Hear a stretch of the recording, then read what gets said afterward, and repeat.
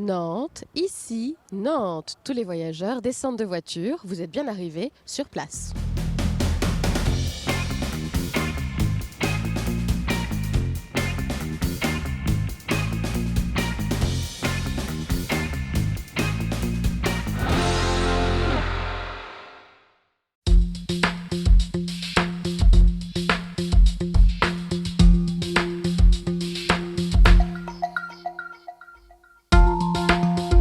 Bonjour à tous et bienvenue dans Sur Place, l'émission qui se déplace au gré de l'actualité. L'actualité aujourd'hui, c'est la gare de Nantes. Vous savez, elle va complètement changer de visage en 2019. Elle a été complètement repensée par l'architecte Rudy Ricciotti. Et bien aujourd'hui a été dévoilé le projet d'aménagement des abords de la gare. Des abords beaucoup plus verts, beaucoup plus piétons. On vous dit tout dans quelques instants avec nos invités.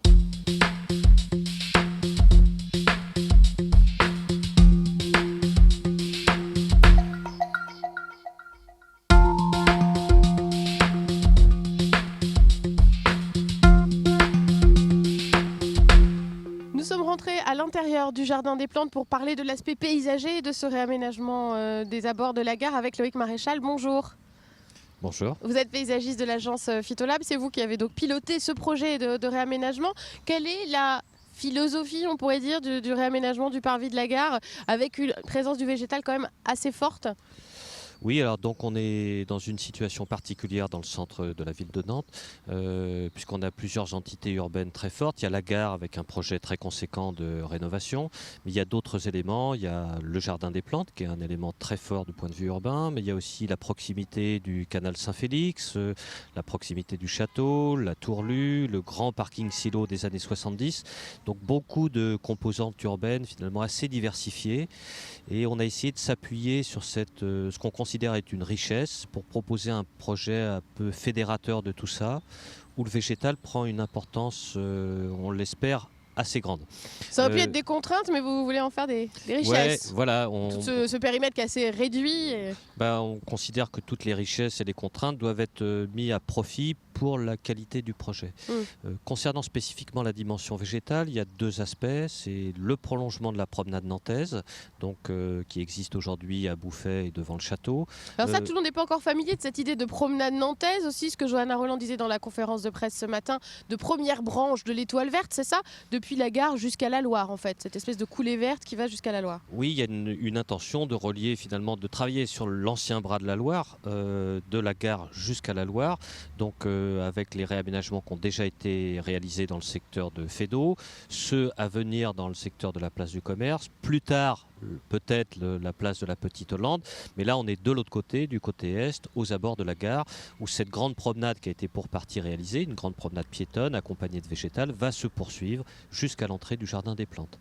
Donc là on est dans un contexte urbain, comme je disais, un petit peu différent, les emprises publiques sont plus faibles, donc on essaye de donner une présence végétale, notamment à travers la végétalisation de la plateforme du tramway, et puis cette idée de faire sortir le Jardin des Plantes de ses grilles, en essaimant un petit peu de ce qu'on a appelé des éclats botaniques, des morceaux du Jardin des Plantes qui s'échappent du jardin et qui colonisent la place de la gare, qui va devenir entièrement piétonne. Alors ça, c'est quelque chose de très important sur le Jardin des Plantes. C'est vrai qu'on disait un peu la formule, voilà, que c'est la plus belle salle d'attente de gare, le hall d'accueil, un prolongement du hall d'accueil de la gare. Et là, très concrètement, en fait, les grilles vont reculer. Donc c'est vraiment, le jardin va sortir sur l'espace public. Oui, tout à fait, parce que à l'endroit où on se trouve, là, face à la gare, il y a une entrée du Jardin des Plantes, mais qui historiquement est une entrée secondaire, puisque l'entrée, je dirais, d'apparat, un peu, l'entrée principale est plutôt au bout de la rue Clémenceau. Et dans le temps, cette entrée a pris de plus en plus d'importance. D'abord, le développement de la gare à partir du 19e, plus récemment la réalisation du tramway, donc c'est un espace qui est très fréquenté.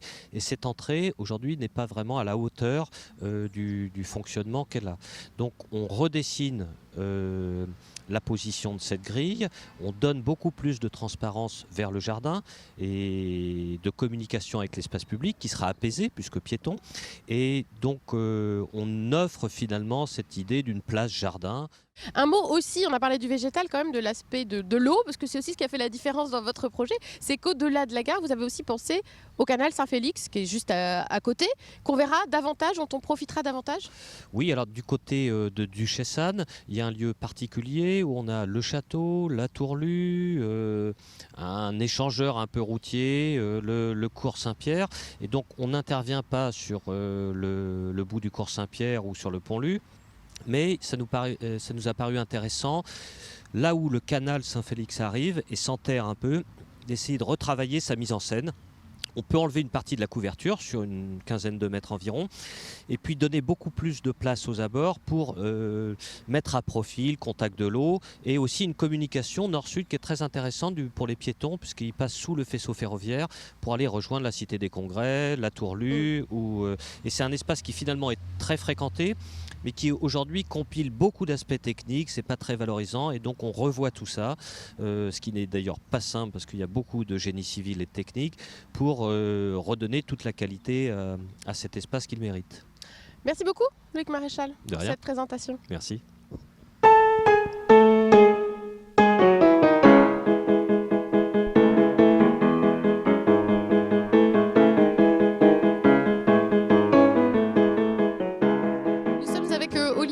Du Café des Plantes, principalement concerné aussi par les nouveaux aménagements. On a vu les photos, le café est bien représenté. Ça va vous changer la vie, vous en pensez quoi? C'est super, on va se retrouver à moitié dans le jardin des plantes et juste à côté de la gare avec un accès qui sera beaucoup plus joli et puis un attrait à la ville de Nantes. C'est génial, on est tous contents. Même si ça va occasionner des petits dérangements avec les travaux à venir? Ça va prendre 2 ans, là, 2 ans et demi. Et puis après, ce sera tout bénéfique. On aura une belle terrasse avec 80 couverts en plus qui sera bien ensoleillée toute la journée. Et donc voilà, c'est que du bon. Il y a eu une longue concertation évidemment avant d'en arriver là à ce projet. Vous avez aussi été concerté, ça s'est bien fait? Oui, tout à fait. On a des réunions de temps en temps. On communique bien avec les gens qui vont faire les travaux. Et pour l'instant, tout va bien. C'est sûr que ça fait un peu de bruit, un peu de poussière, mais bon, on s'en accommode. Bon, voilà, c'est plutôt une bonne nouvelle en résumé. Oui, tout à fait, absolument. Très bonne nouvelle. Merci beaucoup, Olivier. Grand plaisir, bonne journée.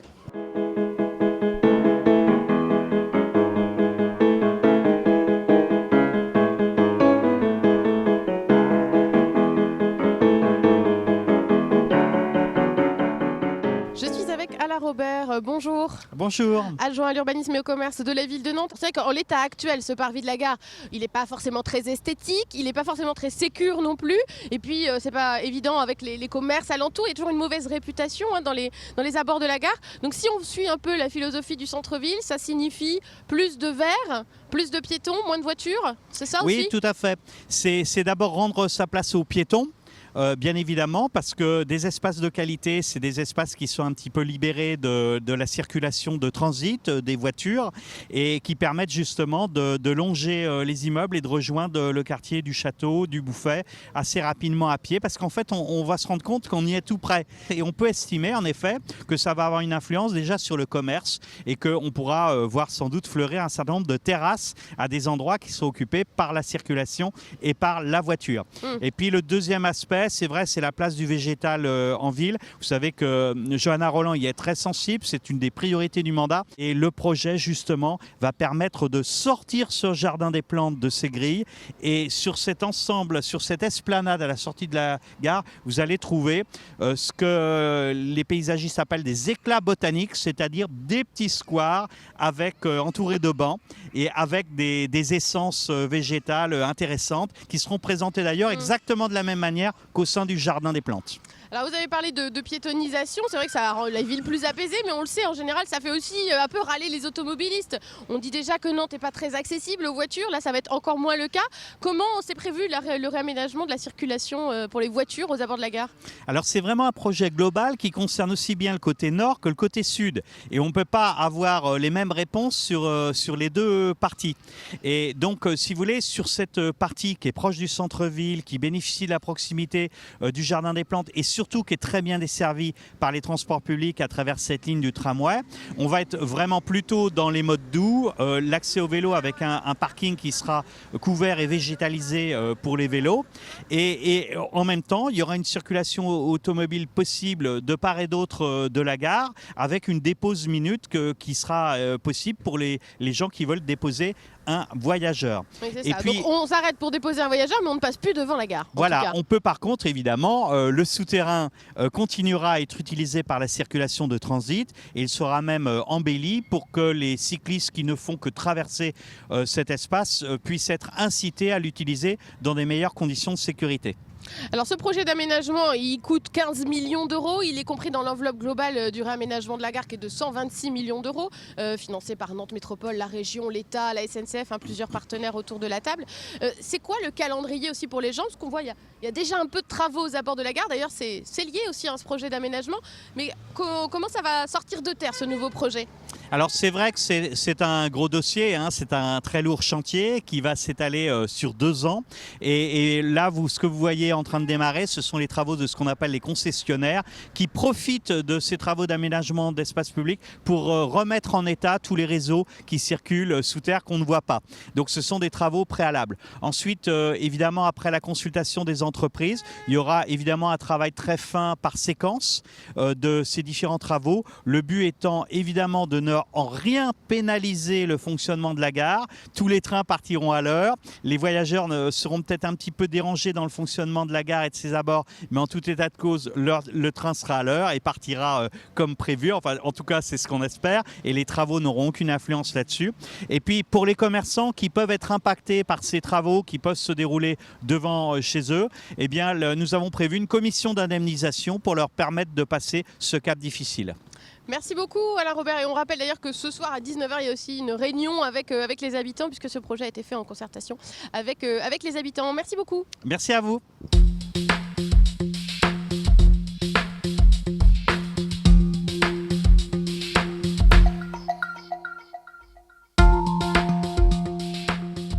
C'est la fin de notre émission consacrée au réaménagement des abords de la gare de Nantes. Comme moi, vous êtes sans doute impatient de voir le résultat. Il va falloir maintenant s'armer de patience. Précisément, rendez-vous en 2019 pour voir tout ça. Excellente soirée sur Télé Nantes. À bientôt.